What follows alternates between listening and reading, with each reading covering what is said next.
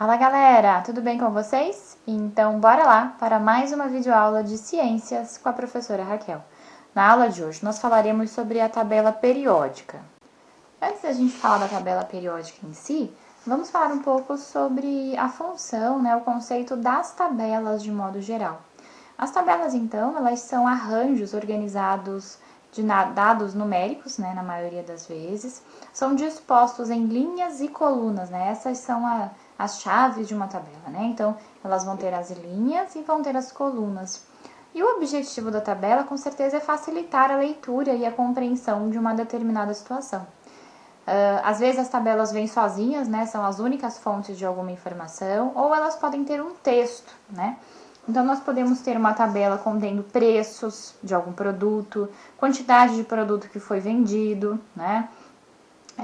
quantidade de automóveis utilizados, vendidos, enfim, a gente pode utilizar a tabela para uma infinidade de assuntos. E aí, agora sim, sobre a tabela periódica. Pessoal, em 1669, o alemão Henning Brand descobriu o elemento químico fósforo. Em 1789, Lavoisier, que era um químico francês, ele publicou uma divisão dos elementos em metais, não metais, gases e os não metais terrosos. No início do século XIX, John Dalton, que era químico e físico inglês, ele agrupou os elementos em ordem crescente de massa atômica.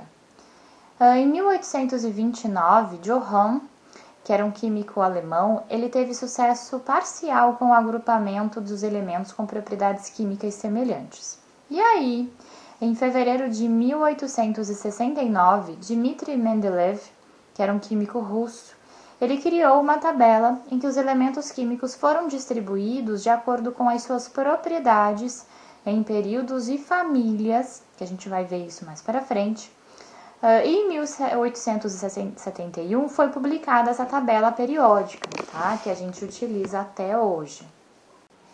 A tabela periódica, então, ela foi organizada com base em uma ordem crescente de número atômico dos elementos químicos, o que resultou em um padrão de organização em forma de colunas horizontais e verticais, As verticais são chamadas de famílias ou grupos, e as horizontais são chamadas de períodos, Então, isso a gente não pode se esquecer. Em pezinhas, as colunas verticais, a gente vai chamar de famílias ou grupos. E as linhas, deitadinhas horizontais, a gente vai chamar de períodos. Agora nós vamos falar então sobre os períodos na tabela periódica. Existem 7 períodos na tabela periódica. Lembrando que os períodos são então horizontais, São as linhas dessa tabela. Então nós temos o primeiro período, o segundo período, o terceiro período, o quarto período, quinto, sexto, sétimo. E vale ressaltar que a família 3B, a gente vai ainda aprender sobre a família, mas seria a terceira coluna, Então a família 3B, ela apresenta um grande número de elementos no sexto e no sétimo período, Então na sexta e na sétima linha. E aí eles são chamados, eles têm uma continuação, Observem ali na imagem. Então o sexto e o sétimo período, eles têm um grande número de elementos e aí eles têm uma continuação. Então observe que na tabela periódica eles estarão ali em anexo mesmo, Nessas linhas abaixo. Então, nós temos a continuação do sexto período, nós temos a continuação do sétimo período. E eles são chamados, respectivamente, de séries de lantanídeos e série dos actinídeos, tá bom? Bom, já falamos sobre os períodos na tabela periódica, agora falaremos sobre as famílias. As famílias da tabela periódica são distribuídas, então, de forma vertical, elas são as colunas, e terão 18 colunas no total. Os elementos químicos que estão na mesma coluna, eles são considerados da mesma família, tá bom? Então, todos os elementos que estiverem na mesma coluna, eles são da mesma família. Por que eles foram agrupados dessa maneira? Porque eles têm propriedades físicas e químicas semelhantes, tá bom? A numeração das famílias da tabela periódica, observem ali na imagem. Ele vai se iniciar no 1A, no caso nós representamos como 1, ali em cima, então tem o número 1, e abaixo tem o 1A. E ele continua até chegar no 0, ou a gente também pode chamar de 8A ou até de 18, tá bom? E nós temos também a família do B. Então, se vocês observarem, a família do B é aquele grupo, aquele agrupamento de elementos que está mais abaixo na tabela periódica, percebe? Então, nós vamos 1A, 2A. O 3A quem é? Continua lá do outro lado. Então, nossa tabela ela tem essa queda, fica mais abaixadinha, e aí a gente retoma o 3A, 4A, 5A, 6A, 7A. Poderíamos chamar ali a última coluna de 8A ou de 0, tá bom? Ou até mesmo de 18, né? Dando a sequência numérica. E aí, aqueles agrupamentos de elementos abaixo, a gente chama da família do B, tá bom? Então, a família do B, ele vai começar com 3B. Por que 3? Porque ele veio após o 2, mas aí ele já virou B, tá bom? Então, lembrem-se, a gente tem a família A e a família B. Então, ali nós teremos 3B, 4B, tá bom? E assim por diante. E a tabela periódica, pessoal, ela é dividida em metais, não metais, semimetais e algumas famílias, né? E elas são, então veja, isso aqui a gente vai precisar realmente reforçar, aprender bem essas classificações das famílias, tá bom? Tem bastante exercício sobre isso. Então vejam lá. A família 1A, que é o grupo 1, né? A primeira coluna, são os metais alcalinos. Como exemplo, temos o sódio e o potássio. A família 2A, que é o grupo 2, são os metais alcalino-terrosos. Essas são as classificações deles, tá bom? Como exemplo, temos o magnésio. E aí, na família B, do grupo do 3 ao 12, todo mundo que tá ali, nós chamamos de metais de transição, tá bom? Todo mundo, aquele grupo abaixadinho, né, na tabela periódica, são os metais de transição.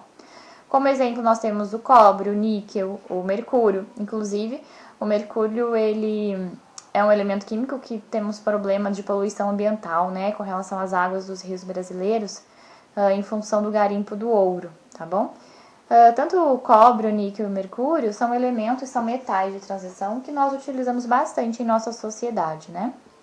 Depois, indo para a família 3A, né? Então, saímos do grupo B, agora retornamos ao A. Família 3A é a família do boro. Como exemplo, temos o alumínio. Depois, a família 4A é chamada de família do carbono. Temos como exemplo o chumbo. Família 5A é a família do nitrogênio. Como exemplo, temos o fósforo. Família 6A, como exemplo, temos os calcogênios. Perdão, o nome é calcogênios, né? Como exemplo, temos o enxofre. A família 7A são os halogênios e como exemplo temos o flúor. E a família 0, ou também chamado de 8A, que é aquela última coluna, são os gases nobres, tá bom? Então, olha só, o primeiro grupo, que é conhecido como metais alcalinos, com exceção ao hidrogênio, viu, pessoal? O primeiro elemento do grupo 1, ele não entra como os metais alcalinos, ele fica ali sozinho mesmo como hidrogênio. E a segunda família é dos metais alcalino-terrosos, né? O conjunto, então, formado da família B, né? Entre o grupo 3 e o 12, são os metais de transição. E depois desse conjunto vem o grupo da família 3A, família do boro, depois família do carbono, né? Família do nitrogênio, os calcogênios, halogênios e, por fim, os gases nobres. E aí, como nós já falamos anteriormente, nós teremos duas linhas embaixo, né? Duas linhas abaixo dessa tabela periódica, e elas vão representar as famílias, então, dos lantanídeos e dos actinídeos, tá? E aqui eu trouxe para vocês, eu gostaria que vocês observassem no livro de vocês, a página 12 e 13, que é uma tabela periódica dos elementos ilustrada com os usos práticos no nosso dia a dia. Então, é muito interessante aqui que a gente não consegue observar muito bem, né, que tá pequenininho, mas eu gostaria que vocês observassem, então, na apostila de vocês, tá bom? Aqui a gente tem a tabela periódica mesmo, né, tá na página 14, quem quiser observar. E uma informação importante que eu gostaria de ressaltar, né, que eu não falei até agora. Naquela parte que eu circulei, que eu destaquei, a gente tem uma legenda sobre a forma como esse elemento químico ele aparece. Se ele está no estado sólido, se ele está no estado líquido, se ele é no estado gasoso, né? Então, é pela coloração do seu nome, né, do seu símbolo, que a gente vai perceber, então, se é um sólido, líquido ou gasoso. Então, vejam, nessa nossa tabela, os símbolos em azul que estão no estado gasoso. Então, por exemplo, o hélio, o nitrogênio, o oxigênio, o flúor, o cloro são no estado gasoso, certo? O sólido seria o pretinho, o vermelho no líquido, tá? Então, nós teríamos ali como líquido o mercúrio e o bromo, tá bom?